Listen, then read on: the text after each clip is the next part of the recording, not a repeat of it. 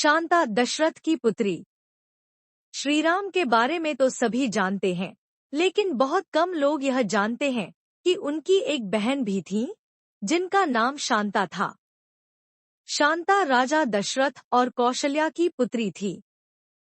वाल्मीकि रामायण में श्रीराम की इस बड़ी बहन का उल्लेख नहीं मिलता, लेकिन महाभारत में इसका संदर्भ मिलता है। इसमें बताया गया है कि अंगदेश के राजा रोमपद, जो दशरथ के करीबी मित्र थे, ने शांता को गोद लिया था। शांता का गोद लिया जाना। राजा रोमपद, जो दशरथ के मित्र थे, नि संतान थे। एक बार वह दशरथ से मिलने आए और उनसे अपनी पुत्री शांता को गोद लेने की इच्छा व्यक्त की। कौशल्या को यह सुनकर आश्चर्य हुआ कि कोई उनकी इकलौती पुत्री को गोद लेने की बात कैसे कर सकता है। लेकिन अगले ही पल उन्होंने सोचा कि रोमपद यह जानते थे कि दशरथ की 3 पत्नियां हैं और उनके और भी संतान हो सकती हैं। कौशल्या इस बात से सहमत नहीं थी, लेकिन उन्होंने रोमपद की स्थिति को देखकर अपनी पुत्री शांता को गोद देने का निर्णय लिया। शांता का बचपन अंगदेश में। नन्ही शांता को यह समझ नहीं आया कि गोद लिया जाना क्या होता है, लेकिन वह रोमपद के साथ अंगदेश में जाने के लिए उत्साहित थी। राजा रोमपद ने शांता को अपनी पुत्री की तरह पाला। उन्होंने उसे इतना स्नेह दिया कि बड़े होते होते शांता को याद भी नहीं रहा कि कौशल्या और दशरथ उनके माता पिता हैं। अब उनके लिए रोमपद ही उनके पिता और अंगदेश ही उनका घर बन चुका था। राजा रोमपद की भूल और संकट। एक दिन जब राजा रोमपद शांता के साथ बातचीत में व्यस्त थे, एक ब्राह्मण उनसे सहायता मांगने आया। ब्राह्मण ने खेती के लिए मदद मांगी, लेकिन रोमपद ने उसकी बात को अनसुना कर दिया। ब्राह्मण क्रोधित होकर वहां से चला गया। भगवान इंद्र ने अपने भक्त का यह अपमान देखा और उन्होंने अंगदेश में वर्षा बंद कर दी, जिससे वहां सूखा पड़ गया। पूरा राज्य इस संकट से परेशान हो गया। राज्य के विद्वानों और मंत्रियों ने सुझाव दिया कि ऋषि ऋष्यशृंग, जो कि महर्षि विभांडक के पुत्र हैं, इस समस्या का समाधान कर सकते हैं। वे तपस्वी ऋषि थे और बचपन से ही अपने पिता के साथ जंगल में रहते थे। उन्होंने किसी अन्य मनुष्य को नहीं देखा था। मंत्रियों ने सुझाव दिया कि यदि ऋष्यशृंग यज्ञ करने के लिए तैयार हो जाएं, तो वर्षा अवश्य होगी। ऋष्यशृंग का अंगदेश आना। राजा रोमपद ने अपने सबसे कुशल दूत और राजकुमारियों को ऋष्यशृंग को अंगदेश लाने का कार्य सौंपा।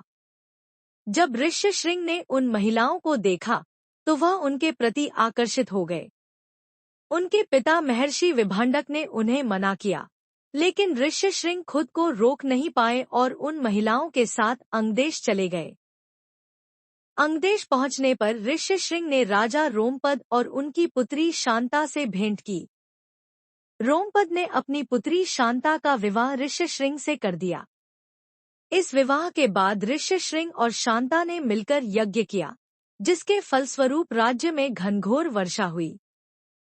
पूरा राज्य प्रसन्नता से झूम उठा।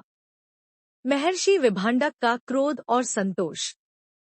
जब महर्षि विभांडक को पता चला कि उनका पुत्र ऋष्यशृंग अंगदेश चला गया है, तो वह क्रोधित हो गए। उन्होंने राजा रोमपद से मिलने का निश्चय किया। हालांकि जब उन्होंने अपने पुत्र को शांता के साथ सुखी और प्रसन्न देखा, तो उनका क्रोध शांत हो गया। दशरथ को ऋष्यशृंग का सहारा। इस बीच अयोध्या में राजा दशरथ 3 रानियों के होते हुए भी संतानहीन थे। वह इससे इतने चिंतित थे कि राज्य के कार्यों पर भी ध्यान नहीं दे पा रहे थे। एक दिन उन्होंने अपने मंत्री सुमंत्रा से इस विषय पर चर्चा की। सुमंत्रा ने उन्हें सुझाव दिया कि यदि ऋष्यशृंग, जो उनकी पुत्री शांता के पति हैं, अयोध्या आकर पुत्र कामेष्टि यज्ञ करें, तो दशरथ को संतान की प्राप्ति होगी। दशरथ तुरंत अंगदेश गए और अपने मित्र रोमपद से शांता और ऋष्यशृंग को अयोध्या भेजने का अनुरोध किया। शांता और ऋष्यशृंग खुशी खुशी अयोध्या जाने के लिए तैयार हो गए। पुत्रकामेष्टि यज्ञ और दशरथ का आशीर्वाद। ऋष्यशृंग ने अयोध्या पहुंचकर पुत्रकामेष्टि यज्ञ किया। यज्ञ के अंत में अग्निदेव प्रकट हुए और दशरथ को एक पात्र में पायसम दिया।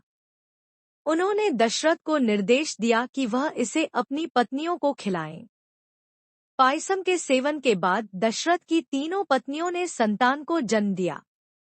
कौशल्या ने श्रीराम, कैकेयी ने भरत और सुमित्रा ने लक्ष्मण व शत्रुघ्न को जन्म दिया। शांता की भूमिका। इस पूरे घटनाक्रम में शांता का महत्वपूर्ण योगदान रहा। यदि शांता का विवाह ऋष्यशृंग से न हुआ होता तो दशरथ को यह यज्ञ कराने का अवसर नहीं मिलता। शांता न केवल राजा रोमपद की पुत्री के रूप में जानी गई, बल्कि उन्होंने अपने भाई श्रीराम के जन्म की राह भी प्रशस्त की। शांता का स्मरण। आज भी नेपाल के ललितपुर जिले में ऋष्यशृंग और देवी शांता का एक भव्य मंदिर स्थित है।